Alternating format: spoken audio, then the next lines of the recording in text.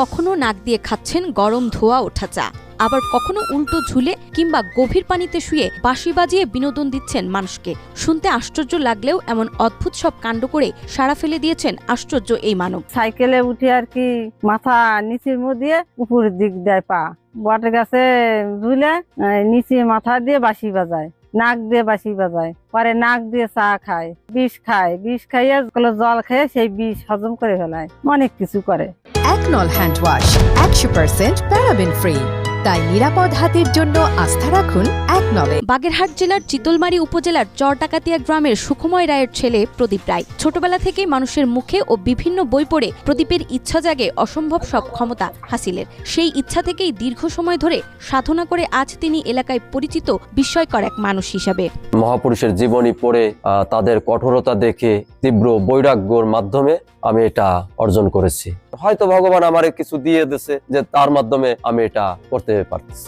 ছোটবেলা থেকেই তিনি গাছে উল্টো ঝুলে কখনো পানিতে ভেসে বাঁশি বাজান, মুখের মতো নাক দিয়েও সুর তোলেন বাঁশিতে, এমনকি নাক দিয়ে চা খান। ধ্যান আসনের মাধ্যমে বাতাস খাওয়া, যে না খেয়ে অনেক দিন পর্যন্ত থাকা, তারপর গাছের ডালে পা বেঁধে ঝুলে বাঁশি বাজায়, ওই যে নাক দিয়ে চা খাওয়া, চৈত্র মাসের যে টিনের চালে বা পিচ রাস্তার উপর যত বড় গরম হোক না কেন সারাদিন সেখানে কেটে যায়। প্রদীপ আমার ছেলে, সে বাঁশি বাজায়, জলে ভাসে।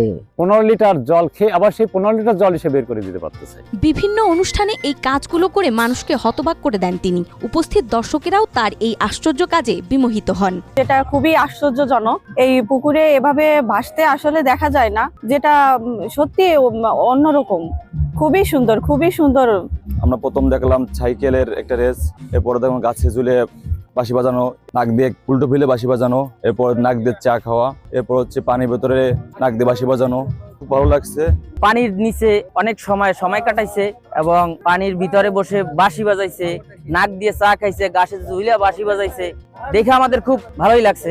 এলাকার সবার কাছে ভালো মানুষ হিসেবে পরিচিত প্রদীপ। ঋণী মানুষকে নিজে উপার্জন করে দায়মুক্ত করেন তিনি, আর এই কাজ করতে গিয়ে দেনার সম্মুখীন হতে হয় তাকে। এলাকার বেকার ছেলে অন্তত 10টা ছেলে 5টা ছেলেকে সে নিজে কষ্ট করে শ্রম দিয়ে অর্থ উপার্জন করে সে অনেক ছেলেকে ঋণ মুক্ত করছে। তা আমি তো দেখা যাচ্ছে নিজে না থাকলেও দেখা যাচ্ছে যে একটু সামর্থ্য যা অনুযায়ী করেছি। কমে একজনের দিছি 3,90,000, আর নগদে একজনের 3,30,000, একজনের 2 লাখ দিছি, আর একজনের মোটরসাইকেল কিনে দিয়েছিলাম, তারপর ড্রেজার মেশিন।